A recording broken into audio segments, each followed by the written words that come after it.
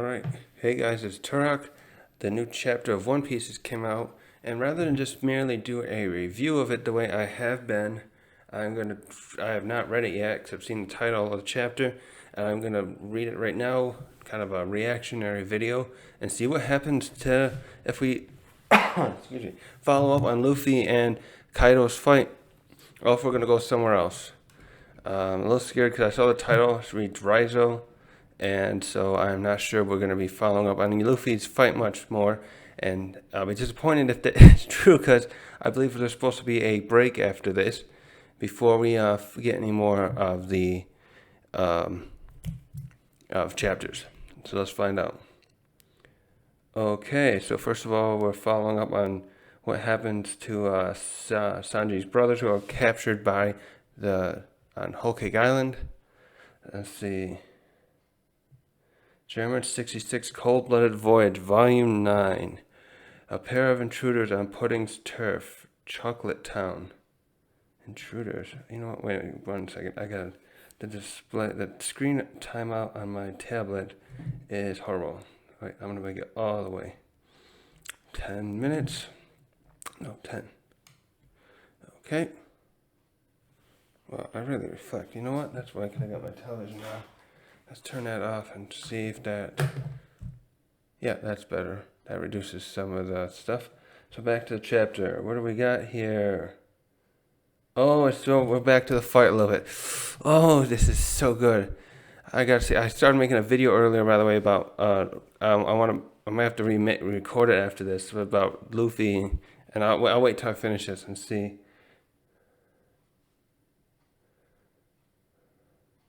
So it looks like Kaido and Luffy are still resting up after the last confrontation, and Luffy's trying to decide what to call his new techniques. Wait, what was the last tech he did exactly? Is he talking about? Let me go back. Oh yeah, he punched. That's right. He did the punch when it looked like it went right through Kaido's head. Yeah. Excuse me. So, and then, right? Was that the one? Yeah. He knocked Kaido out. Yeah, he got back he got back into Gear 5 and he did the spinning. That's right. He spun around and he just gave Kaido the punch of his life, if you ask me. I doubt he's had something like that in a long time. I wonder if he ever got clobbered like that by Whitebeard or Big Mom before, when he was the apprentice on on Rox's crew. I bet he hasn't felt that in 40 years.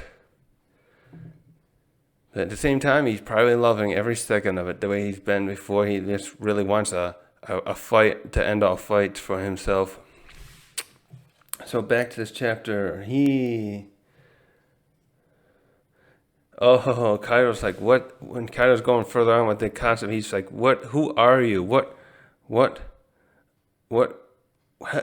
fruit have you gained? He thought Kaido knew he was assumed, like all of us did, that Luffy was a paramecia, and you know, if he gained an awakening. Oh, I think I got to sneeze now. Shoot.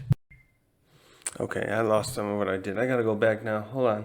So thankfully I didn't lose too much. Is this still on? Is this actually work? Okay. So Kaido is pointing out something that Luffy's fruit is obviously different, and this is very interesting because he just thought that Luffy has a paramecia, as we all assumed too, for a long time, and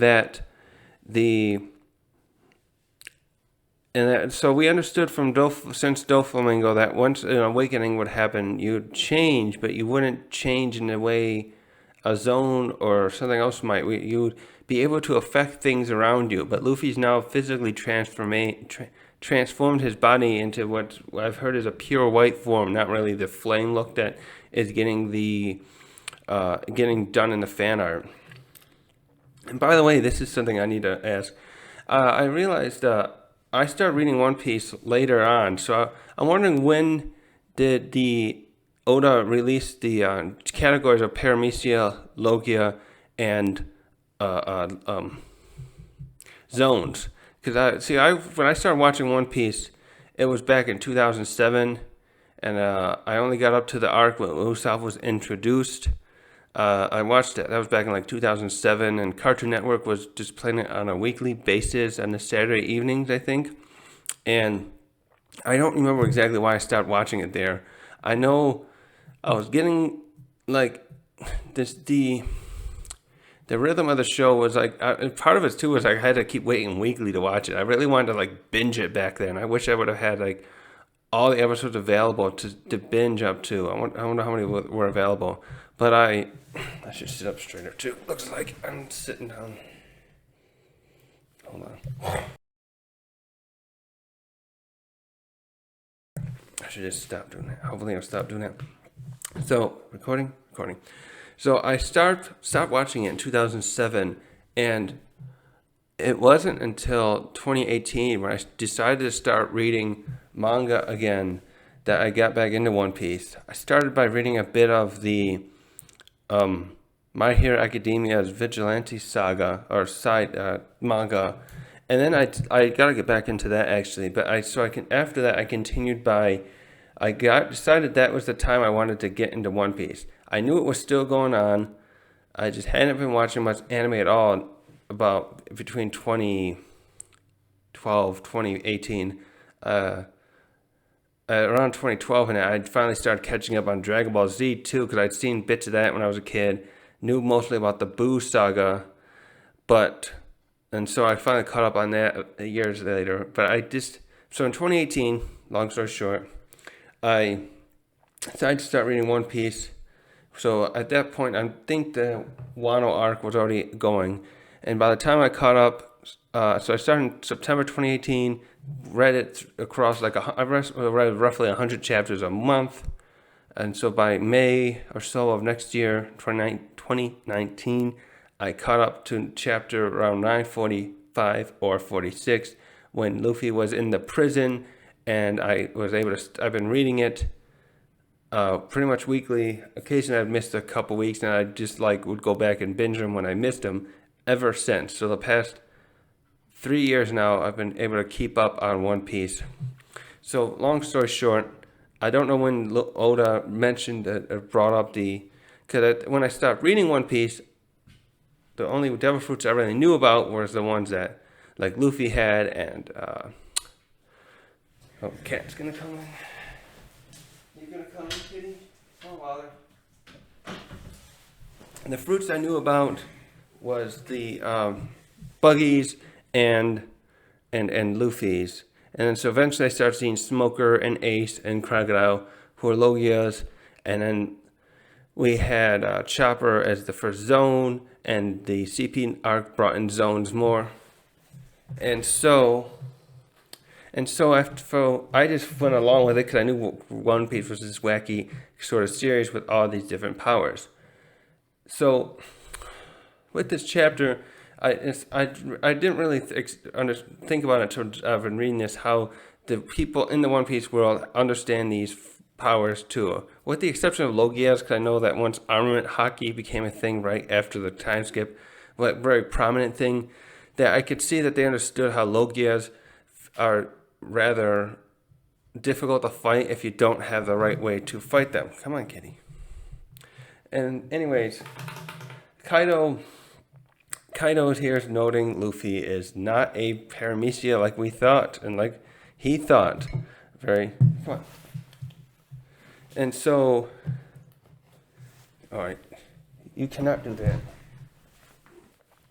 So Kaido here, who are you? He's now back to the story. He got knocked out. Oh, that's right. The last chapter, he got knocked out by Luffy's punch, that appeared to went right through him, I believe. And now it looks like Luffy here is still bouncing around while Kaido's flat on his back. So Kaido gets up here and says, "Who the hell are you?" And now we switch to Zunisha.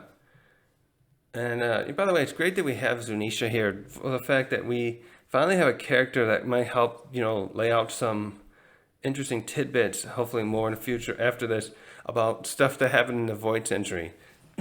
Because we know the world government knows everything, but even like the Gorosei and others haven't been around forever. We don't know much about Imsama yet to say whether or not he's somehow like that, like Zunisha or some kind of immortal. So we have Zunisha pointing out how nostalgic it is to hear the rhythm of Joy Boy again, essentially. And so he says something interesting here, though, about how, as if you're right there. And he goes on, I hope that this is what I can't help but think that we have to put our faith in this boy. So that's an interesting bit there. That's like, is he expecting, did he understand fully that the Joy Boy is just a title? Or was Joy Boy maybe the name of a person who used this fruit 800 years ago? I'm going to go with the title still at this point. So back to the fight. Luffy answers him. He answered, oh yeah, he uses the same thing he always does. I'm gonna be the king of the pirates. Oh, actually, he twists it. I'm gonna surpass you and become king of the pirates. Which is, at this point, I'm glad I like Luffy using it. Back a long time ago, I didn't care so much for Luffy doing that because he seemed to have a lot of bravado to doing that. Like he was just such a young pirate. And once I learned about like Moria and Crocodile doing that kind of stuff, it just seemed to me like Luffy. I understand Luffy that the main characters in these shows are often like that. It seems like it's quite a sort of trope at this point that every hero, like in Black Clover or Naruto, that they all go, oh, I'm going to be the best there ever was. Oh, Pokemon. So it's just not my kind of thing. But at this point, Luffy has come so far that him saying that is not going to bother me like it used to. Anyways, that's just my little tangent about that, how I feel about that. So we have this big shot where Luffy grinning with his, oh wait, that's right, look at the eyes. I remember Tekken made a good video about the eyes. I have to rewatch that. And he always was pointing out stuff like with Mihawk. I remember Mihawk, I think was the one he used on for that video on the picture. And Luffy here has some really interesting eyes. They look kind of like a bullseye, really. Alright, what do we got? Kaido goes on.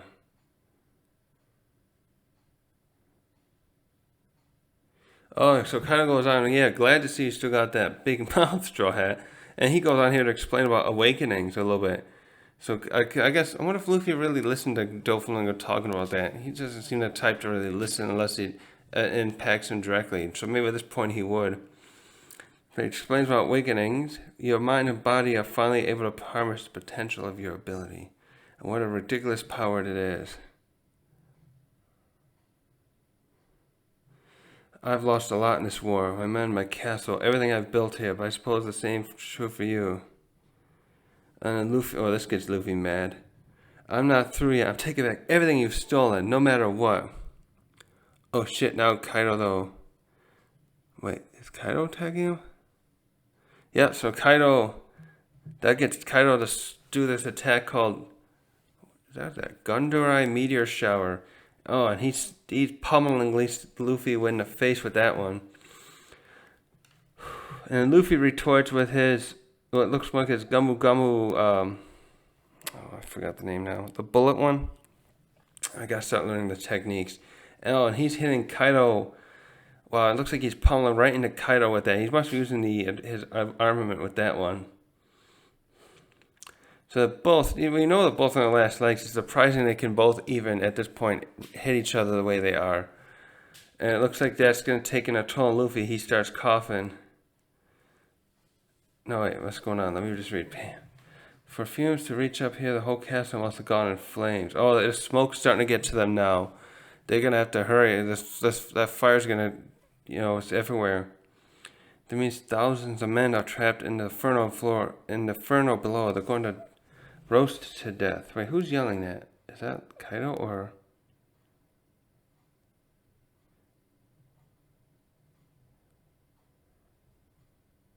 Oh yeah, now Luffy. I left everything that's happening down there to them. I got nothing to worry about other than sending you flying. And now he's zooming at Kaido. And now, oh, he's coming at Kaido, and Kaido uses an attack called Devastating Gust. He creates a little circular storm of wind toward Luffy. And this is cool. Luffy's pulling out another of his almost cartoonish ability things, but this is, no, that was kind of like with the rubber. He pulls himself, he grabs his, he grabs himself by the crotch, and he pulls himself up and stretches his legs. His legs are still on the ground as he pulls himself up. It's like he's fixing his. No, oh, that's too much. Okay. Oh, now we're switching. Okay, this is probably when the chapter's gonna switch. So now we're in the live floor dome interior, and some people are yelling to put out the fire. That everything's going up in flames. We get quite a shot here of everything in flames. And what is all that? That's all that fancy architecture, I guess you could say. So then we got Chopper and Nami, and they're talking about how they can't find the others, basically Zoro, Sanji, Frankie, Usopp, Robin, and Brook, or Jinbei. So now it's Nami. Oh yeah, so he's telling Nami that, but she's so. Now we can get a shot of Onigashima, and we see a lot of flames around it. Was that flames or the fire? No, the fire's on the back there. So yeah, one of them, I think Chopper's still going, how can we reach them? Onigashima is basically a giant pyre. Even here isn't safe. There's nowhere to run unless we find a way to land. And then Chopper yells, tell Zeus, what about using rain? And Zeus is like, oh, that's not going to work. This flame is too big, it would eat me up. Still going? Yeah. Okay, so now we switch to the basement castle interior. And who's yelling? It's no use, we're surrounded, there's no escape. And that's, wait, who's that? That's, which guy is that? I don't know. I thought it was Frankie at first. So now we're jumping around to other people who are trying to escape, basically. So now we switch out to Law's friend, that polar bear. I'm not good with heat, and he's got the cross-eyed look. And oh, the others are having to carry him now because he's passed out from the heat. Oh, that poor guy. How did he ever do that? I always thought that suit was something. Maybe it wasn't something to really help him with the cool air, a little hot. But even so, this flames wouldn't help him that much, I guess. Oh yeah, Beppo. His name's Beppo. Sorry. So everyone else is like, "Oh, Beppo, come on! You're helping. We have to carry you now and get out of here." And they're yelling for the captain to save them, which I doubt. Kid and Law are pretty out of it now. I don't know if they can do anything to help anyone. Everyone else has to like work together to get out. Now we're down in the basement with Nico and Brook. What do we got here? Some people think Brook got burned up by the flames. My lord, how awful. He must have suffered a lot to end up like this. And he's like, guys, this isn't me. And then him and Robin are like, dude, he's thinking to tell him, Robin, we gotta find a way to get out. And she's like, oh, there may not be an escape. Oh wow, she's really like, we gotta. Oh yeah, I don't know what's gonna happen. How they're gonna get out of there? They need like all the fishmen to come and send water up there. So now we switch to the pleasure hall, left brain tower. So left brain, yeah, okay, right. So that'd be the right side, looking out from the front. And then we got Sanji and the other women with him here. That even if they could get outside, the garden is gone. Now we switch to the basement, and we got what's his name? The musical guy from the Worst Generation. I cannot think of his name now. I'm so bad with names in this thing. So, by the way, I read this a lot and I go through it a little too fast, and I know their name. I know them by looking at them, but just some of the names just evade me. Oh, and he's talking to one of those. What is that? One of those giants? Was that one of the headliners? I forget. It's a mild. Oh, the other guy's got hurt by the flame. He's trying to punch through a wall. And the other guy, what's his name? Oh, what is his name? I should pull this up. Give me a sec. That's right, Scratchman Apu. I could not think of his name. Apu. I just kept thinking. I don't know what I was thinking actually. So Apu and one of these ogre giants things are trying to escape, and it looks like the giant's trying to, I'll call him like an ogre right now, is trying to escape, punch through a wall, and due to the heat, he's not getting very far. And Apu's trying to cheer him on, but not in a good way. That's going to help motivate him. And he, obviously, he gets really pissed off at Apu for saying something like that, like, "Oh yeah," Apu says, "Who cares what Dusty Arm? Just get us out of here." I wouldn't want no one to say that to me either. Now we switch to the basement. Usopp's pulling out all his some water flower thing he has to get them to help with the flames, but it doesn't appear to be working. And someone yells at him, "Don't! It's not. You're wasting your energy." Wait, who is that? Oh, yeah. And Usopp, in frustration, tells him to shut up. "I made a promise to Izo." And he's got to save Keen, Kiku, and myself. "Don't forget about me, sir," the other guy says. And now we switch to Franky. So yeah, we're basically following up with all the other Straw Hats. Very good. I got it. So now we follow up with Franky, who's carrying Zoro. And he exclaims about the fire getting out of hand.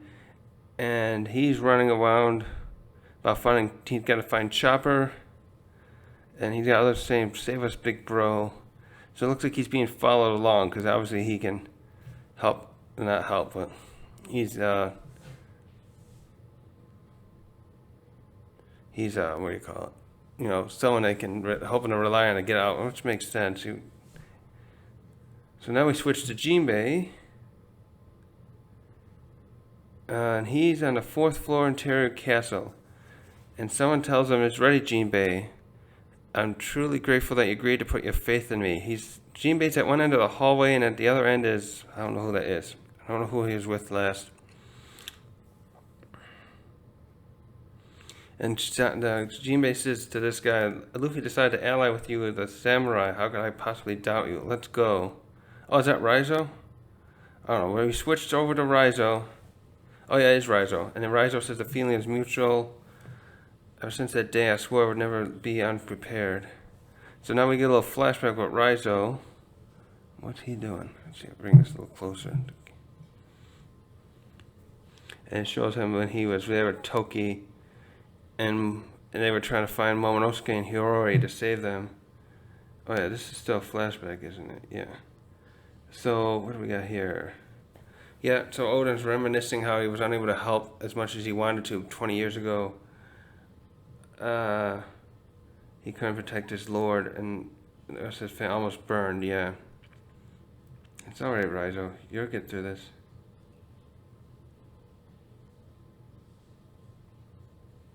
And then now we show him when he left there, he was on Zoe, and he was amazed by how Zunisha was washing himself. And it looks like this is showing how he learned some technique there to help with summon water from then. So let's see. "I will not allow the men who bravely join our raid to die from mere fire. Here to be doused." Oh wow, what's he gonna do? Zinja scroll, Jujutsu, elephant.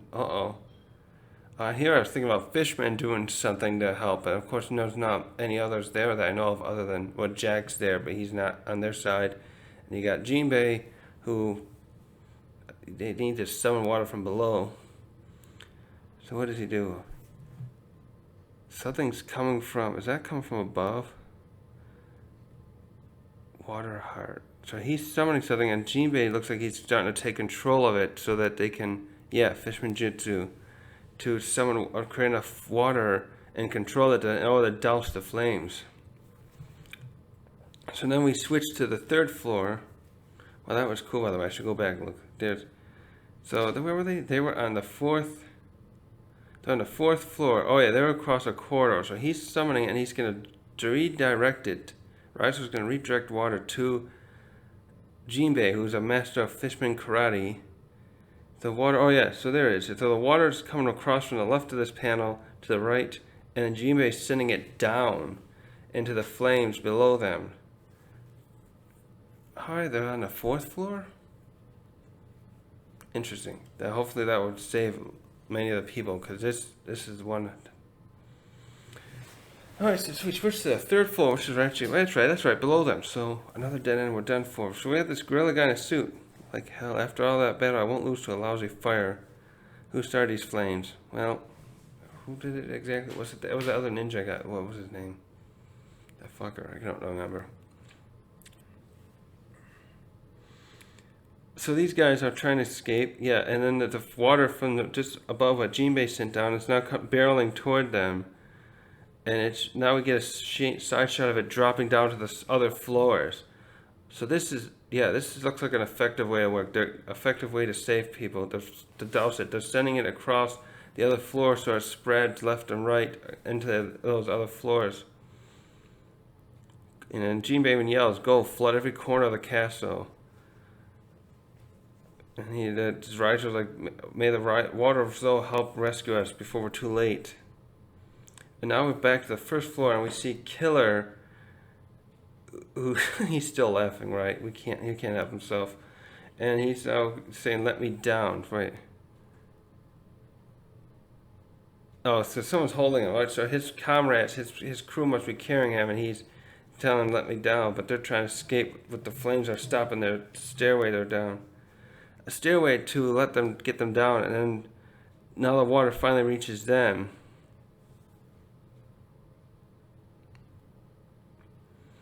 And now we switch back to, now we get this shot of Onigashima on the outside. It looks like we are back to Momonosuke and Yamato. And she says to him, "Hurry, Momonosuke.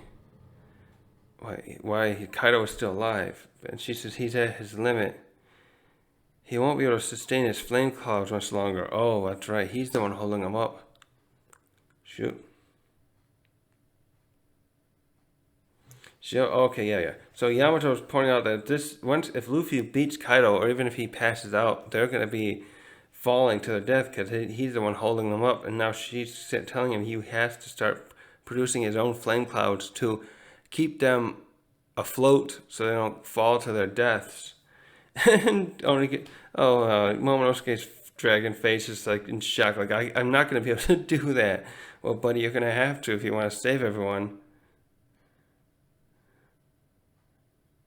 And now, it's supposed to be that. I think we're at the end of the chapter. So now we switch to the end of the chapter, and we get Yamato yelling, "Onigashima's about to fall." And we just get this really cool shot of Luffy leaping above Kaido. And wow, is he holding lightning? He appears to almost be holding lightning. It makes him almost look like he's a thunder god at this point, a lightning god, which we know he isn't. He beat Eneru, who's a lightning energy god. So this silhouette though is still awesome. And the last shot shows Luffy looking down at Kaido, smiling, and Kaido looking up to him, smiling. And they're just like still having a blast despite their weakened states. They're just like, let's do this. Where man, those two are just.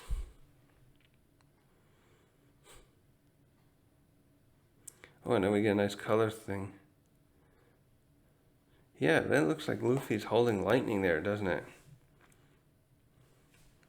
So this is a great chapter. This one mostly, though, it wasn't as much of a fight with Luffy and Kaido that I was hoping for, but this is what Oda's been doing all along. Is just whole saga, by the way. I don't recall a lot of the other sagas being done this well edited like this, where Oda feels like he's going into kind of doing something like you've seen in the movies like The Avengers, where it really like switches around a lot to keep us up to date with what's going on with other characters, which actually makes more sense in this arc most of all, because back in the arcs like Enies Lobby and like Thriller Bark, there was focusing on the Straw Hats and their individual fights with the foes they had to take on then. But in this arc, we have so many allies there as well, trying to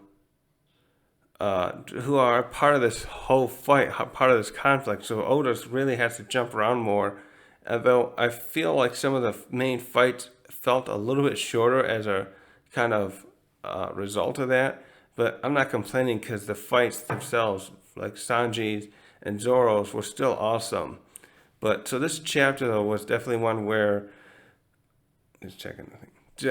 One where we had to follow up on everyone else. We saw Raizo and Jinbei and all the other Straw Hats and what's going on. We even got a little bit of a Pooh and Killer, but I don't think, and then Beppo. But back to the main fight.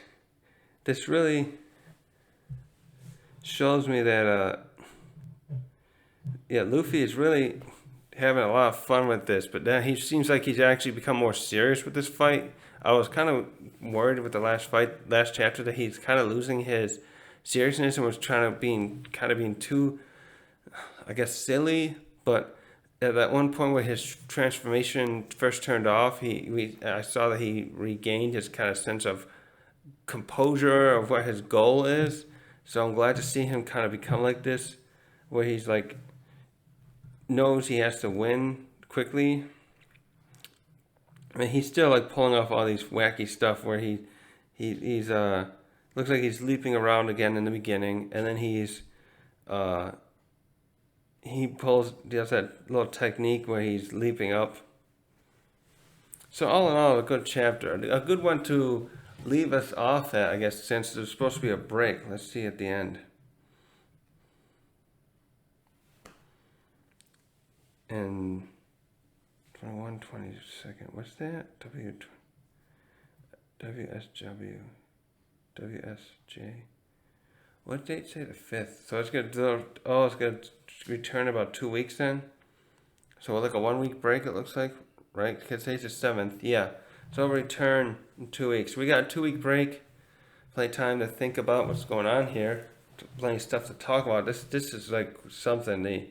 So now we really got to see Momonosuke step up. He's been doing his best to pull the Onigashima away from the flower capital, but now he's got to really find a way to keep Onigashima from falling. Otherwise, all this will be for naught. And fortunately, because it'll make everything Jinbei and Raizo is doing not save everyone in it either, because they'll be falling with everyone else. But they're doing their best, and it looks like they're successfully putting the flames out now.